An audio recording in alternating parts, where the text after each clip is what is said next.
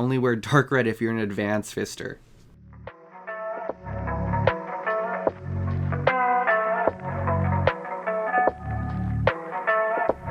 Hello and welcome back to Behind the Closed Door, a weekly podcast where I, your host, Joaquin De La Torre, and a friend of the pod wander to the deep, dark, and sweaty hidden underworld of kink.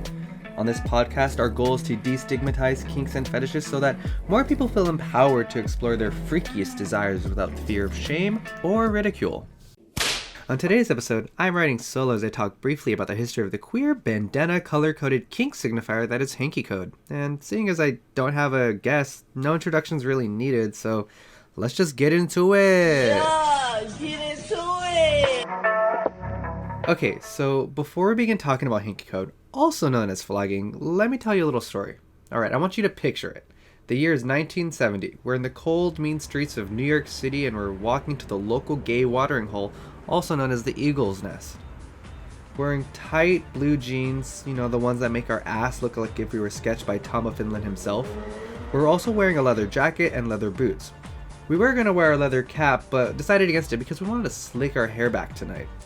Hanging out of my left back pocket, I have an orange bandana, signaling to everybody at the bar that I'm not looking for Mr. Right, but Mr. Right now, and I'm down for anything, at any time. This, my dear, was known as flagging. Flagging, also known as Hanky Code, was an unspoken dress code popular among queer people of the 1970s and 80s, and was especially popular among those who practiced BDSM and those who belonged to leather subcultures. Although the origins of its popularity are debated, consistent across every report is that once it became a thing, it became a thing. Sex stores across the nation started selling pamphlets, informational pamphlets, to decode what colors stood for what. Now, you may be wondering, why were queer people flagging instead of just talking to each other about their sexual interest? Well, homophobia mostly. Because sex between two people of the same gender was illegal due to local sodomy laws in most cities, queer people had to get creative with how they communicated their wants and desires. You couldn't just go up to someone and ask, hey, what are you into? Without fear of being outed, which, could lead to being fired from your job, possible jail time if the cops were involved, and even physical violence. Although flagging saw increased popularity during the 1970s and 80s, its roots are actually much older than that. You see early examples of flagging during the mid-18th century during the California Gold Rush. Although back then it wasn't called flagging, it was more so there were so many men in these mining camps and not enough women that when they wanted to, let loose and have fun after a long day of mining, they would have these dances, and at these dances there wouldn't be enough women to dance with, so they had to get creative, right? So what they would do is men who would assume the role of the dance partner of a woman would get a bandana and tie it around their arm to signify, I'm a lady for the night, please dance with me.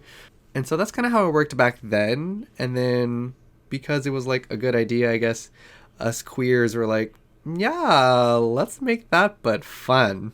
Or more fun.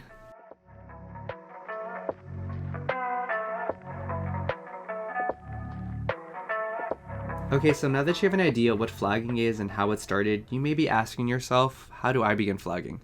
Well, here's what you have to know. The color of the bandana that you're wearing is associated with the specific sexual practice or fetish that you're looking to play in. And we'll get more into later of what those colors actually mean. But another thing you have to know is which pocket, that is the back pocket of your pants, jeans, whatever, that you're wearing the bandana in also has a significance.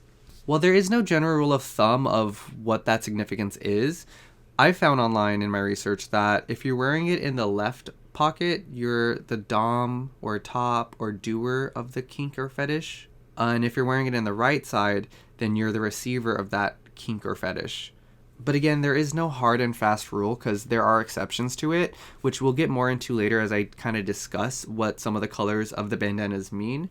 The only surefire way to know what the meaning that you're putting out there when you're wearing the bandana and the back pocket placement is to look at a chart online. There are so many, and while some of them have discrepancies, most of them do stay the same. But as I mentioned, over the years, what color represents what sexual act has changed a bit. But here are a few examples of the colors and their meaning. Some of them have remained pretty consistent, and these ones actually have.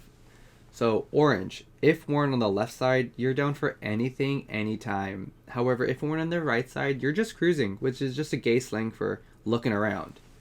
And then there's red. If worn on the left, you're looking to fist someone, but if you're wearing it on the right, you're looking to be fisted by someone. Now, please note there is a difference between red and dark red, because red means fisting, but dark red means double fisting. So I would advise only wear dark red if you're an advanced fister. Fun fact, actually, in my research, I found the fact that in Hanky Code, or flagging, red was one of the first colors to be created because this was to distinctly let someone know that I enjoy fisting play. But I digress. Let's move on to the next one, which is fuchsia. Fuchsia, if worn on the left, signifies to someone that you're looking to spank someone. But if you're wearing it on the right, it signifies that you're looking to be spanked. And with the advent of the internet and just, the way for people of the kink community to connect with one another, there has been so many more creations of and additions to the Hanky Code. We're now accepting a lot more colors, a lot more stripes, and even materials are different. So it's not just bandanas anymore, it's different materials. My personal favorite that I found in my research is the one for the smell kink. So if you're into the stink kink, and if you stink, you put a Kleenex in your left pocket, and if you want to sniff a smelly person, you put a Kleenex in your right pocket. I might have to keep that one in mind, not gonna lie. Overall, Hanky Code, also known as flagging, was important for queers of yesteryear to find communities of shared sexual interests in a world that made fun a punishable offense. While I personally don't have any bandanas, I think after this I might have to go buy a box of Kleenex just to keep up with the radical queer tradition of Hanky Code.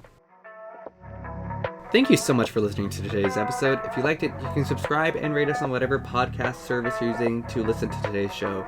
Join us next week where we'll be talking about another fun, kinky, and maybe historical thing. Goodbye!